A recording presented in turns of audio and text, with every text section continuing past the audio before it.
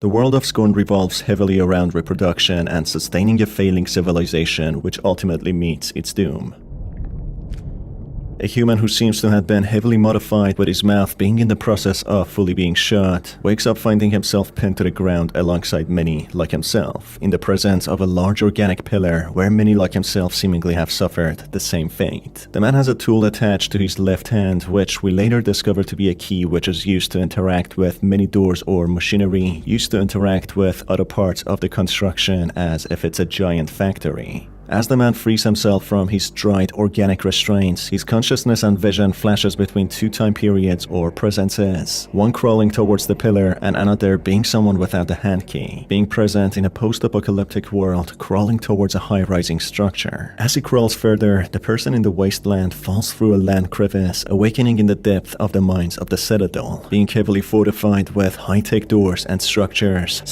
that seemingly use the material of organic beings. The two men seem to share one consciousness as the second person without the key gets the consciousness traversing across the mines where he acquires a key which binds to his left hand, which he uses to interact with different machinery in the mines. It soon revealed how these machines depend on organic matter to function instead of wires and electronics, which depicts in a way how the civilization possibly rose after hundreds or thousands of years, changing their ways, using organic matters to construct things so their waste wouldn't stay behind, not damaging the environment any further. And it also shows instead of using fossil fuels, they relied on organic matters, which seems as if they ran out on fossil fuels. Interacting with a large wall which hatches some eggs which are revealed to contain modified humans who self-sustain themselves with the latest technology, feeding on the resources in this place being injected into them. The protagonist places this human on a trolley using a tower to guide the rails, which he manages to use the arm of to open a gate which would have required 2 personnel. The tower which he interacts with has a screen which he submerges his face in, being able to have a perspective from above, as if there's a hive mind organism latching to the ceiling, which can be used with certain machinery. So it's not like a simple camera that you can see through, but instead it's an actual consciousness, which the personnel could use to see through the eyes of. This portrays how this world relied on humans for sources of energy and fuel to sustain the world and themselves, with machines such as the trolley and the wall being present to hatch the eggs, which are humans, and use them. It seems as if these eggs are synthesized, creating fleshy deformed humanoid beings used for powering their machinery and world. The citadel, being corroded and disintegrated, reveals how the civilization is long gone, with only some eggs being alive, with no other human or humanoid entity, with the egg entities trapped in their shells for hundreds of years. Behind the gate, the protagonist comes across a large containment kind of machine which has been long decommissioned, which contains hundreds upon hundreds of corpses of both men and women who have visibly been experimented on, transforming them into different beings. Beings which we later find out to be a fusion between men and women, capable of independent impregnation and completely obedient under a hive mind organism, but much more on that later. Managing to reach an organic pillar which is similar to the first pillar the other buddy saw in the intro, the protagonist finds a pressurized weapon which also acts as a key, revealing how this part of the citadel is the mines where workers used to work in. Several organic capsules are then seen here being grown, which contain fluids, which are probably the male reproductive material extracted to mechanicalize the process of childbirth, instead of the traditional way where children need to be developed for 9 months. Successfully managing to find all the capsules and place them inside the pillar due to being abandoned and not maintained for so many years, maybe for centuries, the pillar's tubes burst, destroying the wall, with some sort of expanding foam engulfing the protagonist, which seemingly ends his life, with a new perspective of someone else reawakening inside a large organic pod being pinned to his place.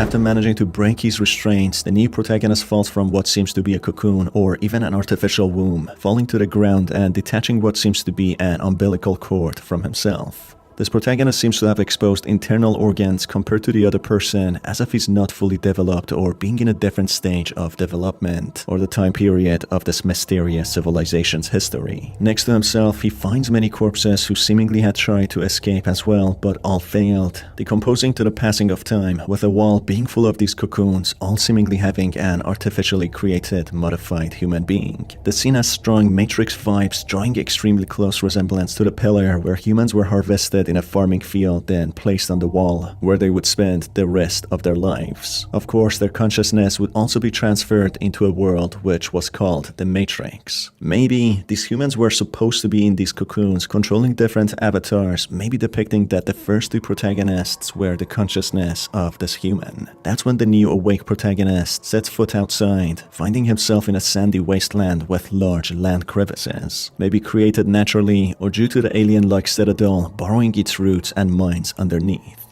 This wasteland is the same where the first protagonist woke up in, which has several empty pods surrounding it, as if other humans were created or transferred in these areas. Viewing the citadel from outside reveals how it mainly used to be built by non-organic material, seemingly metal and other elements having two large exhausts, as if this was a spaceship and not a structure originally. Managing to go inside, it soon revealed how it's filled with organic matters, with large tubes connecting to each other which spray corrosive acids which instantly dissolve corpses, revealing how the humans were indeed used and experimented on, where they developed this machinery to efficiently get rid of waste material. Very soon, the protagonist gets attacked by a large parasitic entity which has human arms, latching itself to him, which provides him with the weapon the previous protagonist acquired, using it as a key. This displays how this parasite is in fact a remnant of the past protagonist who was engulfed with the expanding foam, transforming him into this parasitic being.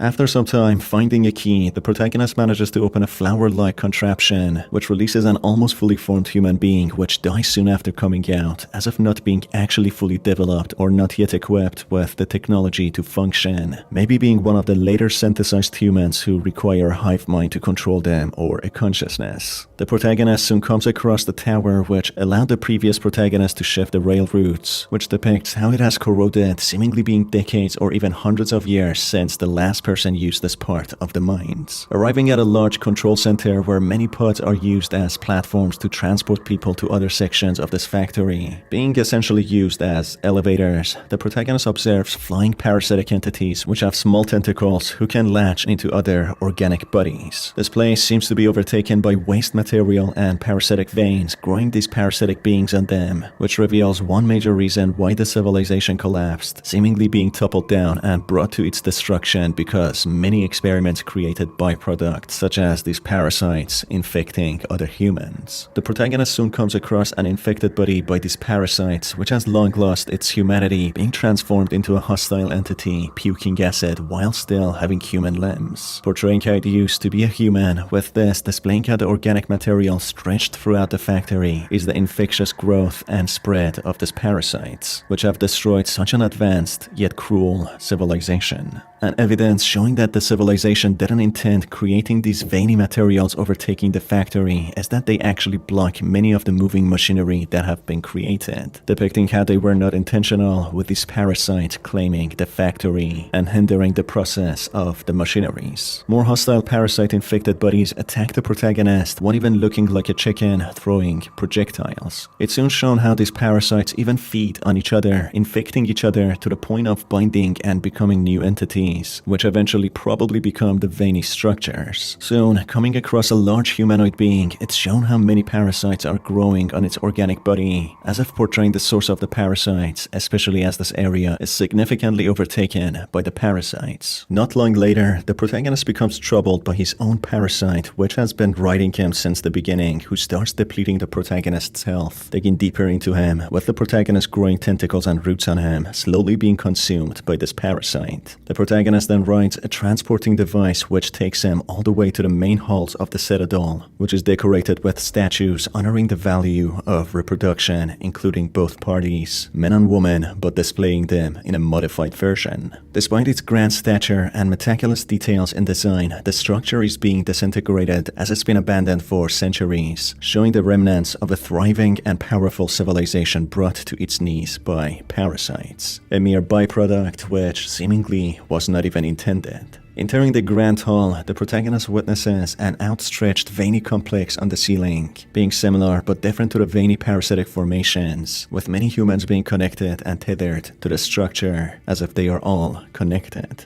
But of course, these humans are long dead, not being connected in any way anymore. A wall mural then shows how the human race has been enslaved and dominated by an alien presence having wings and tentacles, similar to the flying parasites but still different, who intended to transform the human race into a fully obedient entity, wiping their faces, removing their mouths and eyes through years of modification, making them into a robotic being fully submissive to the aliens' commands. This shows why so many people were modified, having no mouths, clearly showing they were in the process of becoming what the aliens wanted them to. However, this required many sacrifices and experiments. Another mural shows how the aliens fused both men and women together to create one independent entity capable of giving birth, increasing the reproduction rate so generations after generations could be controlled by the aliens. The flying parasites, which soon infected so many on the other hand, seem to be the byproducts of the aliens fusing themselves to the humans, which created the parasites, destroying both the human race and the new, invading forces of the aliens. More statues and wall murals depict how the alien race was obsessed with the idea of reproduction, who studied humans in an extensive manner, modifying them and synthesizing them so the process of reproduction could be sped up instead of waiting 9 months. This in turn would allow the alien race to become more advanced, having advanced limbs to perform so many other tasks. As it's shown, the aliens didn't only want to control the humans, but they wanted to fuse into them and transfer into them as a consciousness. On a platform, the protagonist comes across 2 humanoid entities who are pregnant, which depicts the final product the aliens wanted to create from the wall mural, fully independent humans who are completely submissive and under their control. The protagonist soon comes across pods containing what seems to be the fusion of aliens with humans who do not have fully developed torsos or limbs, but still are advanced enough to connect to cyborgs which they created from humans and other metallic elements fully controlling them. Placing these pods inside the cyborgs which are not fully complete, some start to function, attacking the protagonist,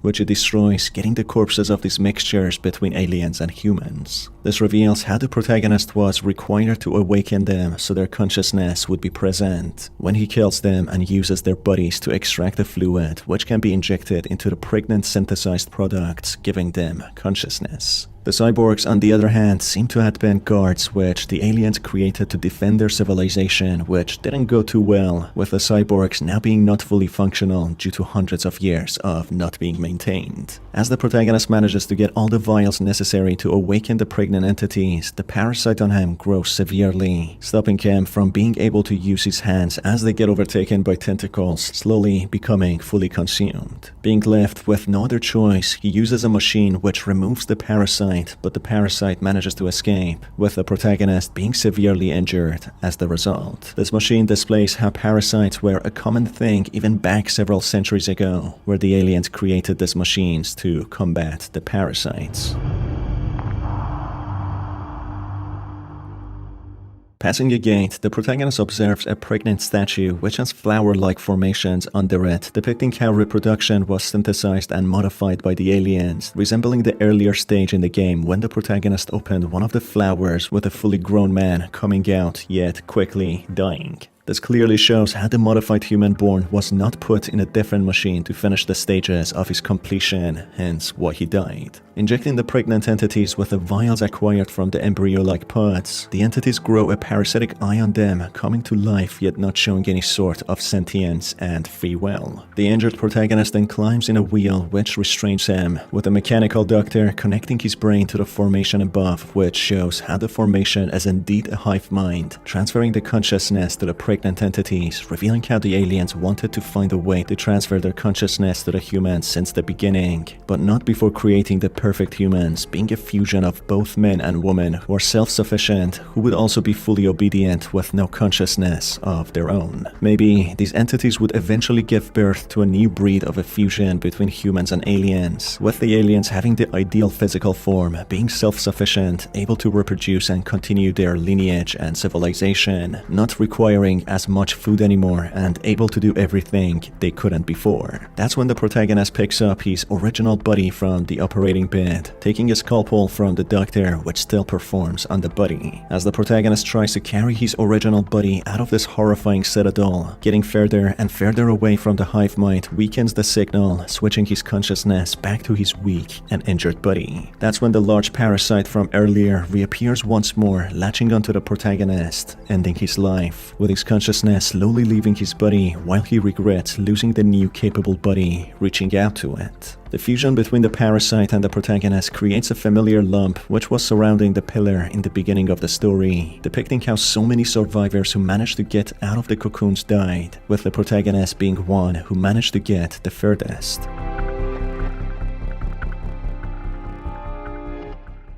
The game ended on a very ambiguous note and didn't explain what is actually going on, but by the looks of it, and many hints scattered throughout the game. In my perspective, an alien race crashed on the planet Earth who dominated humans in a war and enslaved them, at first using them as energy sources, but soon started becoming intrigued by procreation, starting to experiment on them to create a single-bodied, independent entity. At the same time, they wanted to fuse themselves to humans to become a superpowered being. After centuries, they seem to have created a side product, alien parasites fused with new entities known as humans, which created something they couldn't challenge, killing them all, making the civilization fall. The protagonist seems to have been an earlier version of modified humans, a process which was long abandoned, hence why he had more human characteristics than being the pregnant entities. He seems to try and find an exit from this wasteland, with the last gate appearing to be some sort of a portal, but he ultimately succumbs to his injuries and becomes the target of the parasite.